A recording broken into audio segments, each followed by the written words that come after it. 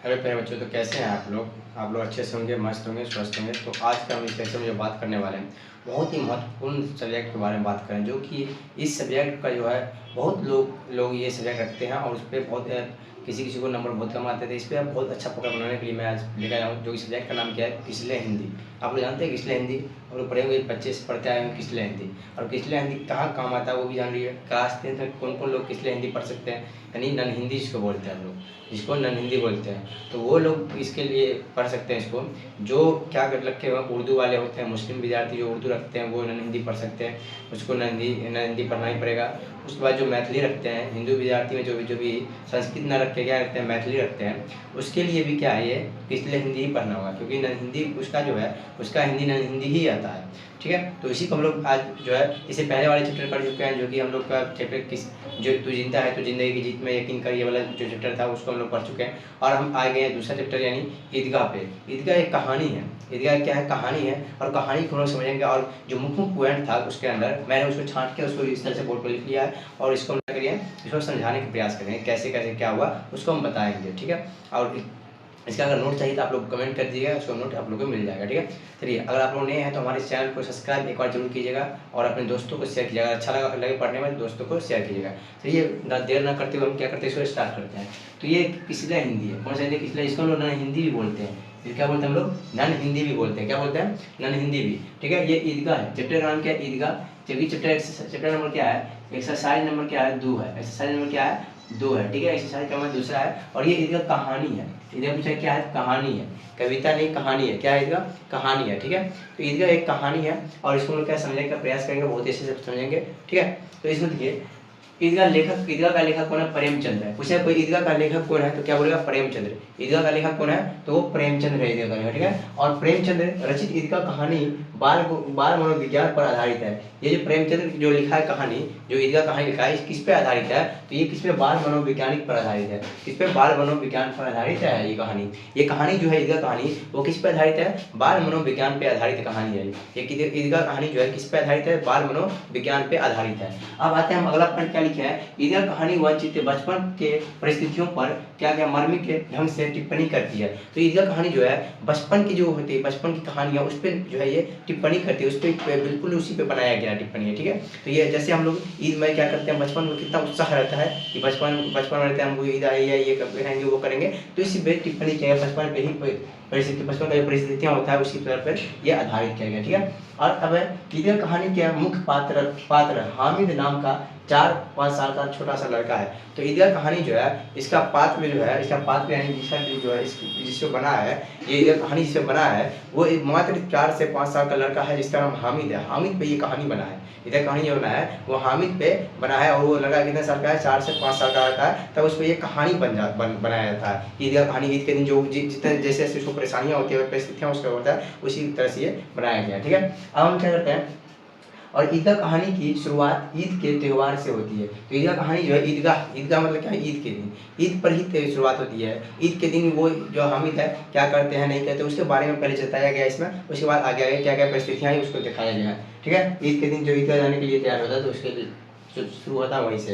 अब रमजान के पूरे 30 या 29 रोज़ों के बाद ईद आती है। तो ईद हमेशा कितना था, रमजान में किसी साल देखोगे, किसी साल 30 को रोज़ा होता है पूरा, किसी साल 29 को रोज़ा होता है। इस रोज़ा के अगले दिन बाद क्या आता है, ईद आता है। तो 30 रोज़ा खत्म होने के बाद या 29 रोज़ा, जैसे आज 29 रोज़ा है तो आज लास्ट रोज़ा है, तो आज के बाद अगला दिन ईद आता है। जैसे 30 रोज़ा 30 का खत्म होगा, उसके बाद अगला दिन क्या है, ईद आती है। फिर देखिए उसके बाद क्या है, उसके बाद है बच्चे बड़े बूढ़े से ज़्यादा खुश है, क्योंकि ईद के दिन सभी बच्चों के कुबेर का धन जो मिल जाता है। देखो, सभी बच्चों को क्या होता है, कुबेर का धन मिल जाता है ईद के दिन, क्योंकि उसको पैसा मिल जाता है, जो किसी को कभी कभी पैसा भी नहीं मिलता है, उसको बहुत सारे पैसा मिलता है, उसको लगता है कि मुझे कुबेर का क्या मिल गया, धन मिल गया। तो इसी तरह से क्या होता है कि बच्चे जो है बूढ़े से और जवान से ज़्यादा क्या खुश रहते हैं, बच्चे खुश रहते हैं ईद में, क्योंकि उसको कुबेर का क्या मिल जाता है, खजाना मिल जाती है, जो कुबेर का धन मिल जाता है, उसको बहुत सारे पैसे मिल जाते हैं। अब देखिए, हामिद के पिता हैज के कारण मर गए। आप पूछे कोई हामिद के जो पिता थे वो किसके कारण मारे गए, तो वो जो हैजे था उसको हैजे का नाम का बीमारी था, उसके कारण वो क्या हो गए, मर गए। हामिद के पिता किसके कारण मर गए, हैजे के कारण मर गए। और उसकी माँ भी क्या कुछ दिनों के बाद मर गई। अब वह अपनी दादी के अमीना की गोद में आती थी। अब तो हामिद के पिता का नाम क्या था? हामिद के पिता जो है किसके कारण मर गए? तो वो हैजे के कारण मर गया। हामिद की दादी जो थी आमीना, वही उसको पाल उसे क्या किया, बड़ा किया। और हामिद की जो मम्मी थी वो भी क्या हुए, मर गई, उसके अब्बू के कुछ दिन के बाद मर गए। ठीक है, आ देखिए, ईद के दिन अमीना अपनी कोठरी में बैठी रो रही थी, क्योंकि उसके घर में अन्न का एक दाना भी नहीं था और हामिद ईदगाह जाना चाहता था। देखो, अमीना जो थी वो हामिद की दादी थी, और वो हामिद की दादी जो है ईद के दिन वो क्या एक कोठरी में जाके वो रो रही थी, और उसको वो ये सोच रही थी कि एक भी क्या है दाना नहीं बचा हुआ है। अनाज मतलब क्या होता है? अनाज है, एक भी अनाज नहीं है। ईद के दिन क्या खाएंगे, क्या पिएंगे, तो क्या दें? हामिद जो है ईदगाह जाने के लिए बहुत परेशान कर रहा था। ईदगाह जाने के लिए हामिद के पास जूते भी नहीं थे, और यही सोचकर अमीना का दिल क्या होता है, कचोट रहा था। तो हामिद हामिद के पास ईदगाह जाने के लिए उसके पास कोई भी जूता नहीं था, और उसी लिए उसकी दादी जो अमीना वो बहुत ही उसको अंदर से क्या थी, तकलीफ में थी कि उसके पास पैसा रहता है, तो हामिद तो क्या कर देते, जूते खरीद देते ईद के दिन। ठीक है, अब हामिद ईदगाह जाने से पहले दादी से कहता है कि आप रोना मत, हम आ जाएंगे, हम तुम डरना मत, हम अम्मा जल्दी सबसे पहले क्या करें, लौट जाएंगे। तो वो मतलब क्या कहता है कि अपनी दादी, वो इतना समझदार था हामिद इतना समझदार था कि वो अपनी दादी से कहता है कि ईद के दिन जो है जब वो नमाज़ पढ़ने के लिए निकलता है, बोलता है तुम डरना मत, हम क्या सबसे पहले लौट आएंगे। ठीक है, तो उसके बाद क्या है, हामिद जो अपने दोस्त हामिद के 4 दोस्त थे। हामिद के कितने दोस्त थे? 4 दोस्त थे। एक थे महमूद, एक थे मोहसिन, एक थे नूरे और एक थे समी। महमूद, मोहसिन, नूरे, समी। हामिद के कितने दोस्त थे? 4 दोस्त थे। महमूद, मोहसिन, नूरे, समी के साथ ईद के नमाज़ पढ़ने अपने चले जाते हैं, ईदगाह जाते हैं। ठीक है, और उसके बाद सभी ईदगाह पहुंचते हैं, और जहाँ इमली का पेड़ का छाया रहता है वहीं जाते हैं। ठीक है, वहीं बैठ जाते हैं, और सभी लोग नमाज़ पढ़ते हैं, और नमाज़ पढ़कर आपस में गले क्या करते हैं, मिलते हैं, और नमाज के बाद खिलौने और मिठाइयों की दुकान पर धावा बोल देते हैं। उसके बाद जो है सभी गले मिल जाते हैं, मिलने के बाद क्या मिठाइयाँ और खिलौने की दुकान पर पहुँचते हैं। वहाँ से उन लोगों को कुछ खरीदना रहता है, इसलिए वो आप वहाँ पहुँचते हैं। ठीक है, इसको आप लोग नोट कर लीजिए, इसमें सब ले लीजिए। अगला पॉइंट हम लोग देखते हैं। चलिए यहाँ पे इसके बाद जो जब ईद का नमाज खत्म होने के बाद सभी जो दुकान पे क्या करते हैं, धावे बोल देते हैं। उसके बाद क्या करते हैं, उसके बाद मेले में जाते हैं, सभी तरह तरह के खिलौने उसको मिलते हैं, जैसे कि वकील, जैसे कि गुजरिया, राजा, इस तरह से बिस्ती, इस तरह से भी साधु, वकील, इस तरह से सभी प्रकार के क्या होते हैं, खिलौने मिलते हैं। उसके बाद फिर मेरे महमूद के पास होते हैं कितने पैसे, तो 12 पैसे, और मोहसिन के पास कितने पैसे होते हैं, 15 पैसे होते हैं। ठीक है, उसी तरह महमूद मेले से क्या खरीद लेते हैं, सिपाही ले लेते हैं, और मोहसिन जो है मेले से बिस्ती ले लेते हैं, उसी तरह दूसरे वकील ले लेते हैं, कौन, नूरे जो है तो वकील ले लेते हैं, और समी जो है खजरी ले लेते हैं, खरीद लेते हैं। ठीक है, लेकिन क्या होता है, जो उसके बाद क्या हो जाता है, उसके हामिद के पास जो है पैसे बहुत कम रहते हैं, यानी 3 ही पैसे रहते हैं। हामिद के पास कितने पैसे होते हैं, 3 पैसे। वो उसके कारण उसको बहुत ही महंगा खिलौने लगते हैं, तो वो खिलौना नहीं खरीदते हैं। लेकिन सभी खिलौने क्या होते हैं, महंगे थे। सभी खिलौने कितने रुपये मिलते हैं, 2-2 रुपये के मिलते हैं। और मिठाई की दुकानों पर के बाद लोहे की चीज़ों की दुकानें आती है और थी, जबकि बच्चों के लिए यहाँ कोई भी आकर्षक नहीं था, और इसलिए वे लोग आगे बढ़ गए। यानी हामिद के जितने भी दोस्त थे, सभी जो है मिठाई की दुकान से जो लोहे की दुकान थी वहाँ पे रुके नहीं, और वहाँ से क्या हो गए, आगे बढ़ गए। लेकिन हामिद क्या किए, वही मिठाई के बगल में जो दुकान थे, जो कि लोहे की दुकान थे, वहाँ रुक गए, और वहाँ रुक के क्या किए, लेकिन हामिद वही दुकान पर रुक जाता है, और चिमटा देखकर उसे ख्याल आता है कि तावे से रोटियाँ उतारते समय दादी की उंगलियां कहते जलती रहती है। तो उसको ख्याल आता है कि जब वो तावे से रोटियां निकालती है उसकी दादी की उंगलियां क्या होता है, जलते हैं। तो वो क्या करता है, अगर वो सोचता है, उसको अंदर ख्याल आता है, वो सोचता है कि मैं अगर ये चिमटा ले लूँ तो दादी की उंगलियां क्या होगी, नहीं जलेगी। तो वो चिमटा ले जाकर दादी को दे तो दादी की बहुत खुश होगी, और फिर उसकी उंगलियाँ कभी नहीं जलेगी। ठीक है, उसके बाद कहता है हामिद चिमटा देखकर एक वयस्क की तरह सोचने लगता है कि खिलौने के क्या क्या फायदे,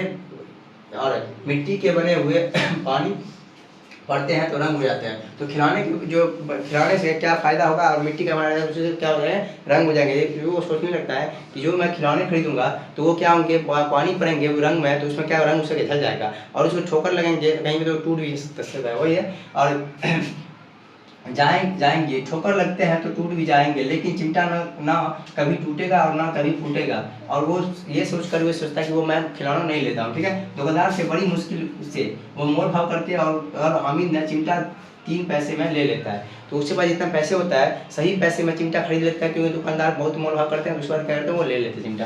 तो इस तरह हामिद 3 पैसे 3 पैसे से मैं दादी के लिए चिमटा खरीद लेता है और हामिद चिमटा को कंधे पर रखा मानो बंदूक और शान से आकड़ता हुआ अपने साथियों के पास आया। तो वो जितने उसके दोस्त थे सभी दोस्त के पास क्या करते हुए आया कि उसके जैसे बंदा इस पर रख लिया और उसके बाद क्या गया वो आया और जैसे कि उसके पास बंदूक है, ठीक है। तो हामिद ने चिमटा को उनके रूपों में उपयोग करने की बात कही और जैसे कंधे पर रखा तो बंदूक हो गई और हाथ में लिया तो फकीरों की का चिमटा हो गया और इसे मंजरों का काम ले सकता है और एक चिमटा जमा दूँ तो तुम सबके सारे खिलौने क्या हो सकते हैं, जान निकल सकते हैं। यानी वो क्या इस तरह से उसको सभी दोस्तों को कहा है कि मैं अगर तुम्हारे क्या खिलौने पे अगर मार दूँ एक बार तो तुम्हारे खिलौने के सभी के क्या निकल जान निकल जाएंगे। तो इस तरह से आप लोग इसको नोट कर लीजिए, स्क्रीनशॉट ले लीजिए। अब इससे आगे के पॉइंट देखते हैं। और देखिए वो खिलौने लेके आए तो दोस्तों को दिखाने लगे, डराने लगे कि मैं इससे तुम्हारे खिलौने को क्या कर तोड़ सकता हूँ, मैं चिमटा लेके आया हूँ। तो उसके बाद गांव पहुंचकर सभी बच्चे अपने अपने खिलौने से क्या करने लगे, खिलौने पर थे जो खिलौनों से खेले पर थे वे मिट्टी के कुछ ही देर में टूट फूट गए। तो जो भी बच्चे खिलौने लाए थे वो सभी खिलौने लेके खेलने लगे और वो मिट्टी का था तो कुछ ही देर में क्या हुआ, टूटने लगे। तो यह हामिद भी अपने घर पहुंचा। हामिद की आवाज़ सुनते ही उसकी दादी जो थी दौड़ी और हामिद को देखकर बहुत खुश हुई। उसकी दादी जो है बहुत खुशी। उसके बाद हामिद के हाथ में चिमटा देखकर चौंक गई और पूछी कि यह चिमटा कहाँ से लाया है। तब हामिद ने कहा मैंने मोल लिया है। तो हामिद दादी ने इसे सोचकर अचंभित हो गए कि वो ये चिमटा मैं तुम कहाँ से लाए हो, तुम्हें तो पैसा दिए थे क्या करने के लिए, खाने के लिए, तुम मोल काहे ले लिए। उसके बाद अमीना क्रोधित हो गई और बोली कितना बेसमझ है। तो वो बेसमझ समझने लगी और ना कुछ खाया ना कुछ पिया और इतने में मेले में तुझे और कोई चीज़ नहीं मिली जो यह लेके लोहे की चिमटा को क्या करे उठा कर लाया। तो उसकी दादी ने बोली उसके ये चिमटा लेके तुम क्या करोगे, ये लेके आगे उठा के। तो वो फिर उसको ये सब पता नहीं थोड़ी ना था कि वो इसके लिए खुद लाया है। तो उसके बाद क्या होता है, हामिद ने अपराधी भाव से कहा कि तुम्हारी उंगली जो है ताबे से क्या कर जल जाती थी, इसलिए मैंने इसे ले लिया। और यह बात सुनकर अपनी अमीना की क्रोधित थे तुरंत से स्नेह में क्या हो गया, बदल गया। उसके जो क्रोधित थे वो स्नेह में बदल गया। फिर अमीना सोची बच्चे में कितना सद्भाव है और विवेक है, दूसरे के खिलौने लेते हुए और मिठाई खाते हुए देख जरूर ललचाया होगा। और वहाँ की इसे अपनी बुढ़िया दादी की क्या याद आई। तो हामिद के बारे में सोचने लगी उसकी दादी के कहीं पे भी ये कितना ललचाया होगा, मेला में क्या सभी खाते होंगे, खिलौने लेते होंगे, लेकिन ये अपने दादी के बारे में सिर्फ सोचता रहा। तो अमीना का मन गदगदा गया और अमीना की आंखें भी भर आई और वो अपने दामन को क्या करके फैला के और वो उसे दुआएं देने लगी। तो यहाँ तक ये कहानी क्या हो जाती है, खत्म हो जाती है। तो ये कहानी से आप लोग क्या सीख मिला हमें कमेंट में बताइएगा। चलिए यहाँ पे हम लोग समाप्त करते हैं। थैंक यू, धन्यवाद इतना बने रहने के लिए। चलिए आप लोग अपने दोस्तों को शेयर कीजिएगा, सब्सक्राइब जरूर कीजिए। ठीक है, थैंक यू, धन्यवाद।